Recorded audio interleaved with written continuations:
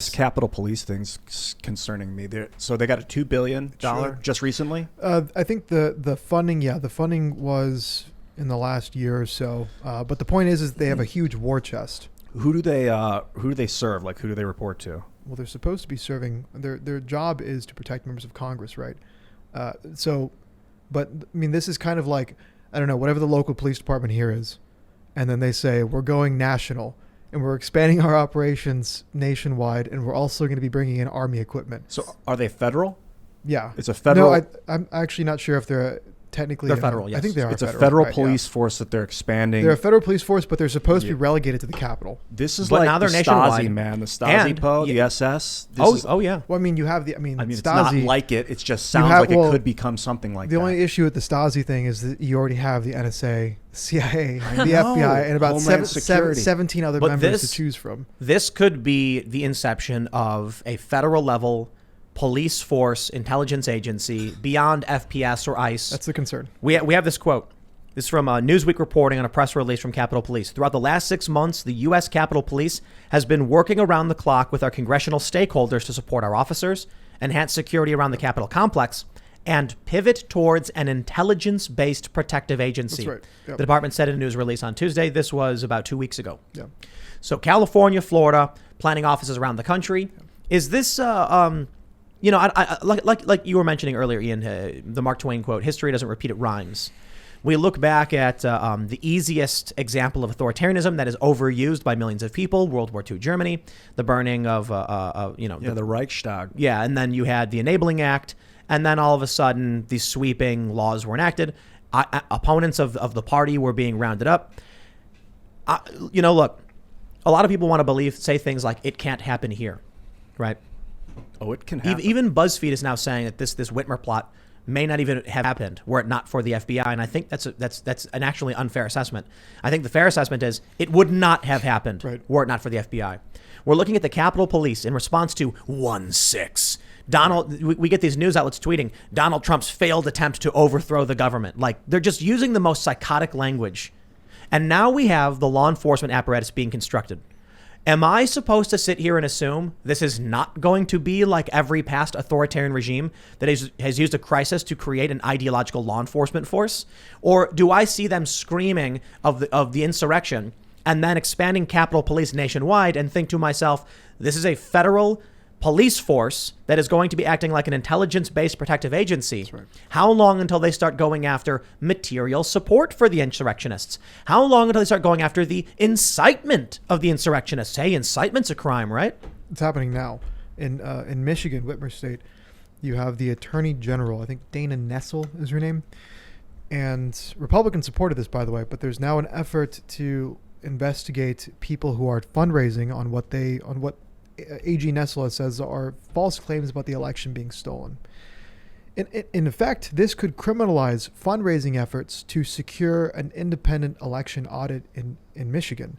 This is a grassroots movement that the Attorney General is talking about potentially criminalizing. So they're saying, what they're basically trying to argue is that if you fundraise off of it, it's fraud. It's fraud. That's right. So using the pretext of fraud to potentially crack down on legitimate grassroots effort to secure an election. This is in line at the federal level with Jen Psaki saying that they're working with well, she didn't say this, but they're working with Facebook. We got different reports from Politico that the Biden admin and the DNC are working with phone companies to police misinformation. Yep. You know, Peter Doocy.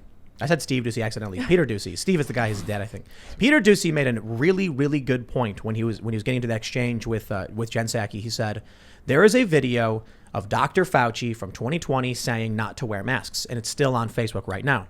Should that be removed? And she immediately defended Dr. Fauci. Well, Dr. Fauci has said the science changed, and we all know. And then he said, aren't you scared that information you would have removed today could turn out to be correct? Yeah. That's the principled position. But you see, when people want power, they need to stifle and suppress and control. So here we go, man. Nestle, by the way, dark days, right? She's the woman who, when this woman whose restaurant was being affected by the lockdown started to make a lot of noise about it, and Fox was contacting her about bringing her onto Tucker Carlson's show, Nestle was the woman who was asking police if they could, quote, just have her picked up before she can go on Fox. her emails got leaked to the press, and the dating shows that after this woman, I don't remember her name right now, was making a bunch of noise about the lockdowns and how it's affecting business. After that, Nestle sent an email saying, can we just have her picked up before she can go on Fox? So this woman actually goes on Fox, goes on Tucker Carlson's show, and a few days after that, she's actually arrested. What was she arrested for? It was some minor thing. I'm not exactly sure. But what's crazy is the fact that this is a thing that just happens now, right? That you can get caught talking about just arresting someone before they can go talk to the press, and then you actually do it, and it was under whatever reason, right? And then it's fine. Back the blue, baby. No one cares. Got to back the blue. It's like there's a rational explanation for that. I think I'm not even sure if what they arrested her for was even related to like what the fact that she was like throwing up a middle finger to the lockdowns.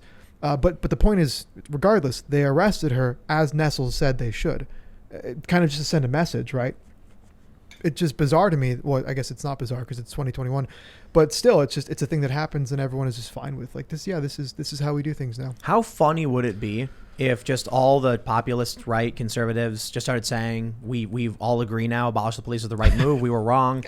Like the establishment left would flip so quickly. They would be like, hail police, we love police. Hail police. Daniel Horowitz, this is a guy at the Blaze. He is not like he's not a populist. He's very much a traditional, unironically principled conservative. Again, working for the Blaze, not a radical outlet. And he's actually taken this line, defund the police, because he thinks that like the police are no longer actually doing their job. They're no longer actually protecting us from crime, from violent crime.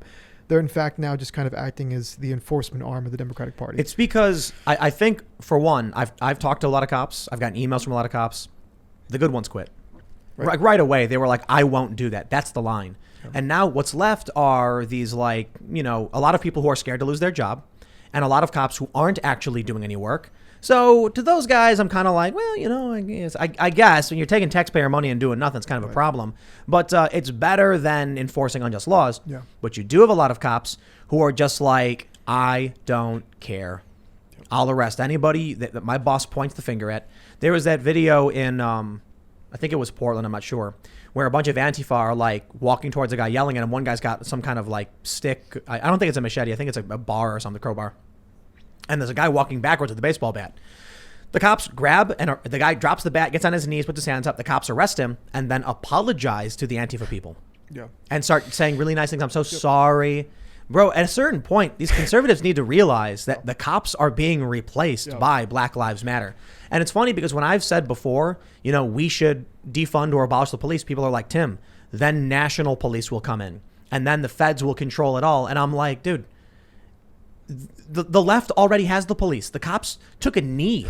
They dropped on their literally. Okay, you guys ever watch Game of Thrones? Bend the knee. That was the line. It was like to pledge fealty to the queen, to the Khaleesi. What a sad failure of a show at the end. Yeah. But my point is, I don't care what you think bending the knee means. Take a knee for Black Lives Matter. Yeah, they're pledging fealty. They did. Now, I was still willing to be like, okay, well, we're gonna have an election and we'll see. This is the kind of thing that's gonna wake people up. And a lot of people did change their minds. Trump got a massive amount of more votes, but the Democrats did a lot of things in the lead up to 2020 with mail-in voting changes that gave them huge advantages. We saw the article from Time Magazine, and now the police are comprised almost entirely, in my opinion, of people who either don't care, won't work, or actually support Antifa and Black Lives Matter. In which case, call their bluff. Y'all are going to be fine. You think I'm worried about it? I'm not. Most conservatives live in rural areas. Why is anybody going to be worried about it? I guess if you're living in a city and you're conservative, but then you're giving tax money to these people. So we got to act like we're playing the video game of civilization right now, as well as living in the country, just chilling. We're also communicating to hundreds of thousands of people, creating an archetype of what it can be. So I don't want to lose local police because the federal police will get stronger, and then you do have the SS and I don't know. Yeah. So we really should empower local police to do the right thing. But these cops are too weak. Well, now it's some generalization. We don't know them. We really don't know. We see a lot of news articles and make assumptions. So I wrote about in West Virginia, a bunch of sheriff's departments decided that if any really restrictive gun control laws would get passed, the sheriffs would find these different ways to basically not enforce them. There was one sheriff, I don't remember his name, but he basically said, I'm going to deputize every single person in my, that was Virginia, not West Virginia, I'm pretty sure. Yeah. Okay. Virginia. I wrote an article about this for Chronicles, and it was really funny because the reporter was like, wait, so you're saying that you're just going to make everyone a deputy? And the guy was like, yeah, that's right. I'm just going to give everyone a badge. And then that way, like, the gun control laws won't apply to them. So there are these good people on the local level, but still, I think what you're ultimately talking about here is this kind of like attitudinal disposition that conservatives have, where they still feel a kind of, call it blind loyalty to institutions that either no longer exist or are actually hostile to them. Yep. And broadly speaking, that institution is the law enforcement apparatus. This is a very uncomfortable place for conservatives. Conservatives are the law and order people. They're the people that, that they respect the police. They're the ones that follow the rules. They respect hierarchies, whether or not they'll admit it. And now they're in a position where they're at the bottom of the food chain. And they're being actively persecuted by the institutions and by the people that they think are going to save them. I mean, there's a common thing that conservatives say is, as bad as things get, the military is going to have our back.